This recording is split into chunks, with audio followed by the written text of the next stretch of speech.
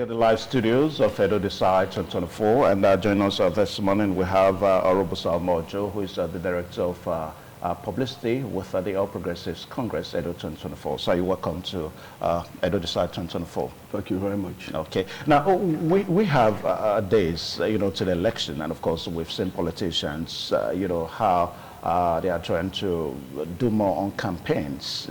We just see how various things are coming up in the campaigns and all that.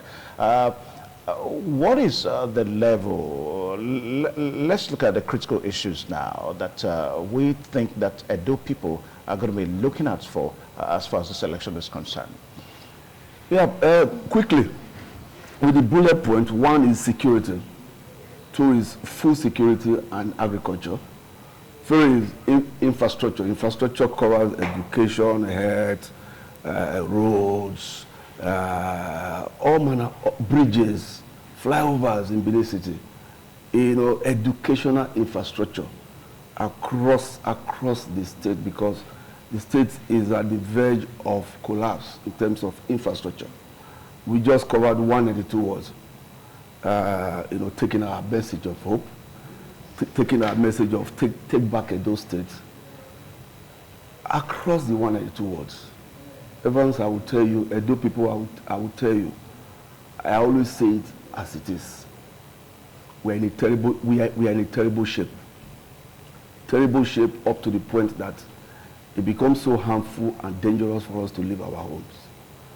In terms of road, in terms of bridges, in terms of... It's horrible not to talk about our schools. And I will be part of administration that came in 2007. You know the struggle we went through. I played this role too. I was recruited from Lagos. I wasn't partisan, and I took my time. Comrade Oshomole was able to convince me to say, we can do it, it's doable. And we came in for 8 years. That man did a lot for us. Our school system returned back to glory. Our roads, we had 4 lanes for the first time in the city. And it's so sad that after 16 years of trying to put the state back on the path of glory, on the path of growth, that will allow the state to decline back to the terrible state we are now. Okay, let me pursue. I'll take you back to where you started from, yes. Security. Now, you and I know that the security is not necessarily in the hands of the state government. I mean, with recent developments, how some police officers came to Benin and carted away some notable political leaders of some parties, the state government couldn't really do anything about it. And of course, if you compare the state now security-wise to how it is now to how it was a few years ago, you say that it's better. I mean, I've lived in Edo State enough to know that there were times in the state that by 5 p.m. You need not to be outside because of the insecurity. I think what has changed is that the reporters, you and I, we have decided to downplay the happiness. And if we are sincere with ourselves, we'll know that what seems to be on ground now, what the government put in place to try and checkmate internal security.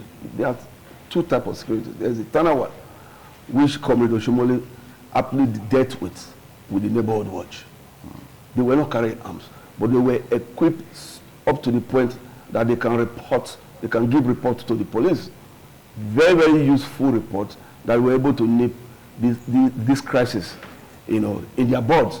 But what happens is that in the past 3 years, when we brought about the ESSN, the vigilante, is like we brought people we ought to have checkmated from our communities, people we knew were no criminals, people we knew that were thieves in our farms.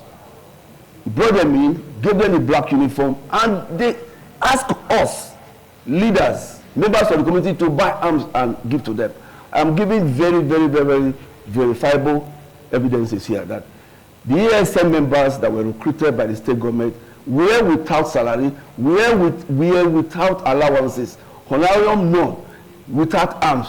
They ask them, get your arm. The ability for you to buy your arm will guarantee you a space in ESS So if you bring the criminals that ought to be checkmated to provide security for you, I used 2 of them at a time.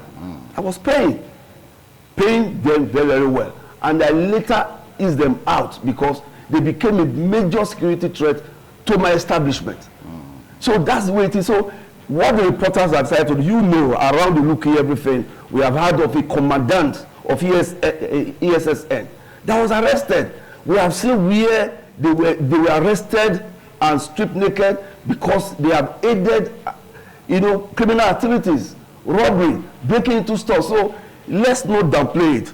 Yes, there is security that the national government, the FGN, has to deal with, which is banditry, kidnapping. Those ones are virtually destroyed our farmlands. Okay. They are grazing on those ones.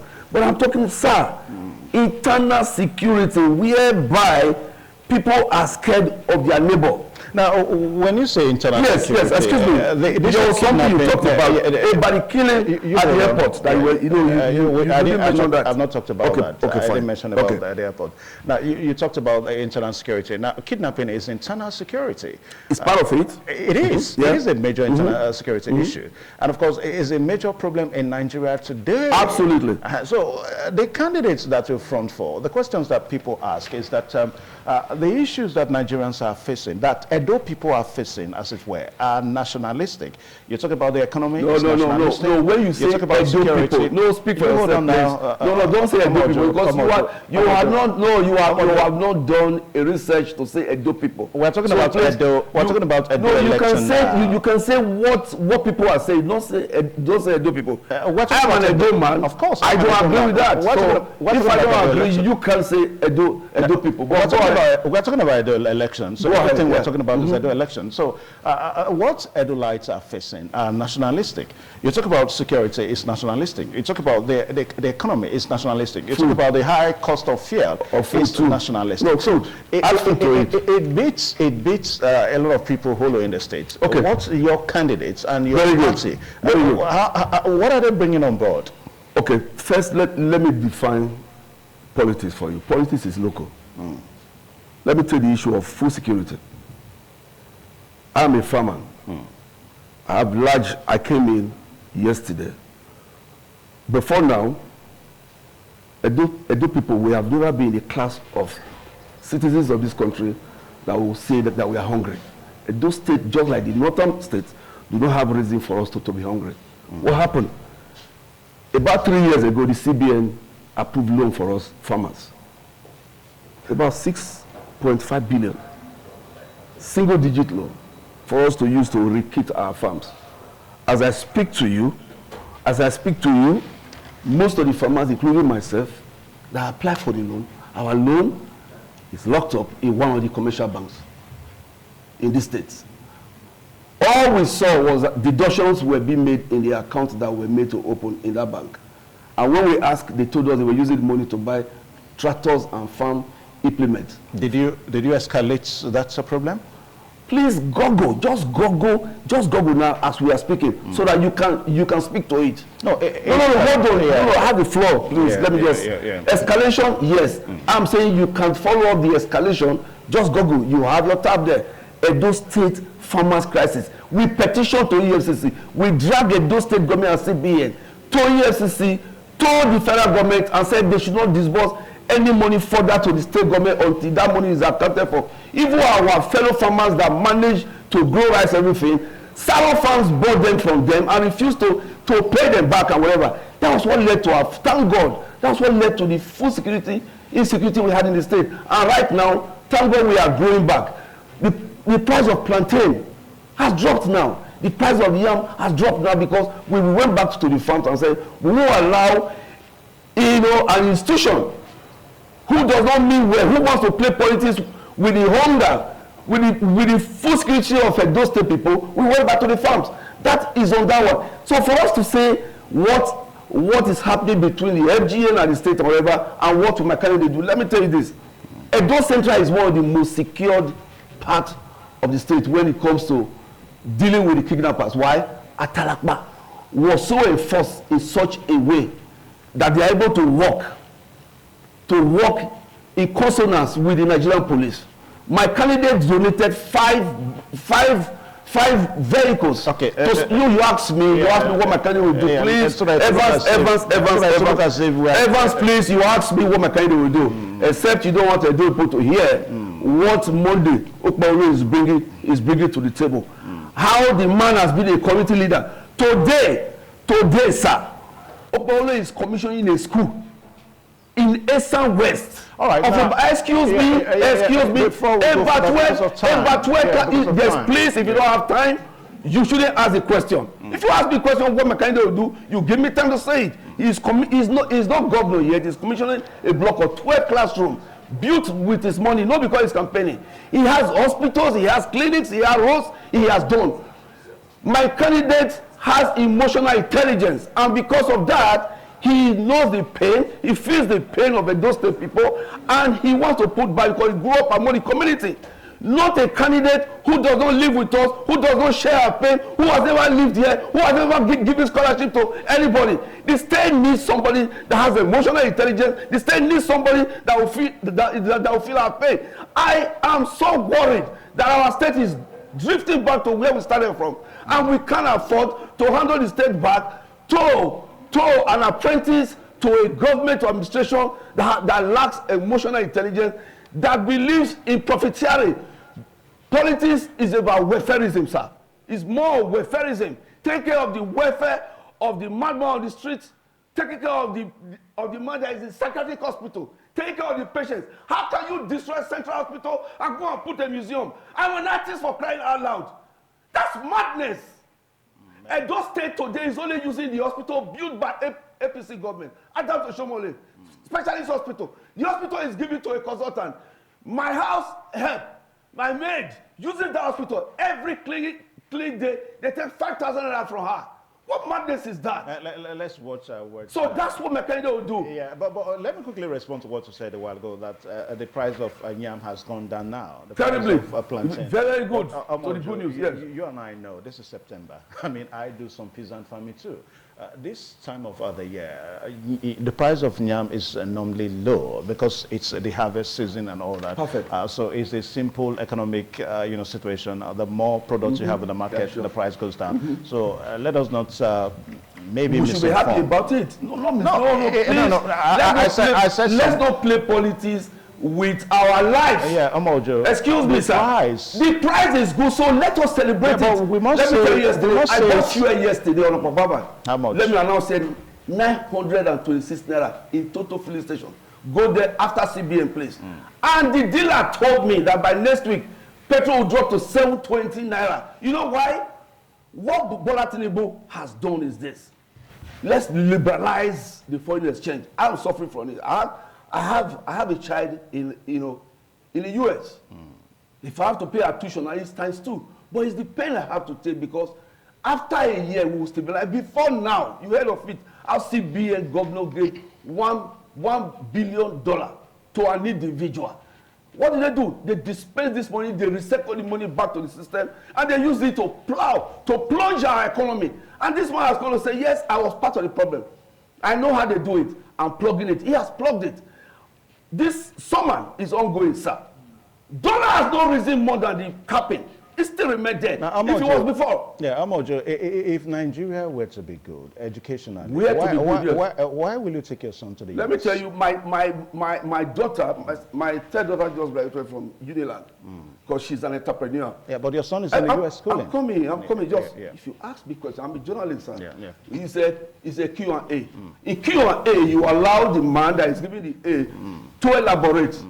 Except you are being a gatekeeper for. No, I'm not a gatekeeper, so that we don't forget the questions. Be a gatekeeper for I cannot gatekeep. So my daughter just graduated from Unilag. She had a first class in chemical engineering. He does not make her. My daughter has always had the idea to say, I want to travel abroad because she wants to specialize in study. And none of university people have it. My daughter studied medicine in Russia. She's been back for 10 years. She's a super public health expert. My son read AI in University of South of Wales. He's back. He's helping the economy. He's helping the system. If I want a skill for any of my child to be better than me, I can go anywhere and get it and let them come back here. That is on that one. But what I'm pushing here is that, sir, the APC government at the state level, PDP, don't forget, up to about 10 months ago, I was still supporting Mr. Governor. All of you know when I came here. I withdrew my support for him because nothing that was put across to him did they do. And I can't become a man, I'll become a slave in my own community in terms of I've gone to promise people PDP will do this, they didn't do that, you know, I'll go back there. I can't do it. Economy-wise in the state, what you people are saying is what I call the PowerPoint presentation. Now, a petition has just been written yesterday against the World Bank to say, how come you gave those states $75 million without traveling to Okada here? Okada, where Esama, the greatest Sama is from. Go and see the schools there. Go and see the primary school. Go and see Okada Grammar School, please. So where did the World Bank get their figures from that they use in rating Edo State to say Edo Best is doing well, sir? I don't understand. Go to Ekeadolo. Ekeadolo is about 5 minutes walk away from here. I am angry because what we just gone through in the past 4 years is that we just folded our arms. We're just watching. Some group of businessmen just came and just levied on the fact to say we don't ask questions. What we're going through here can never happen in Lagos State. All right, it can never happen in Ogun State. Yeah, and we see here the telemedicine for us to be comparing APC and PDP in the state. Yeah, Omo-Ojo. But this is local. Yeah, this election is very critical. Very, very critical. Hence, our life depends on it. Yeah, hence, that's the truth. Yeah, hence we are looking at critical issues. But the attention more is who we come in and raise at the bar of governance. Now, your own candidates, you know, Senator Okpebolo, distinguished Senator Monday Okpebolo, alias Akpakomiza the rescuer, Orobosa Omo-Ojo, and the redeemer. Orobosa Omo-Ojo. Yes, sir. I want you to tell us here on this program now, how will he raise at the bar of governance more than what we have now? Thank you. That was the question. No, let's do it. First, Senator Monday Okpebolo, you see the way he dresses. He's not a kleptomania. First and foremost, he's not a kleptomania. He's a businessman who rose from, I won't say from grass to grace, who raised from nothing to something. He's a family man who believes in austere style of living. You see him on campaign. Not that he doesn't have money to buy the kind of shirt I'm wearing.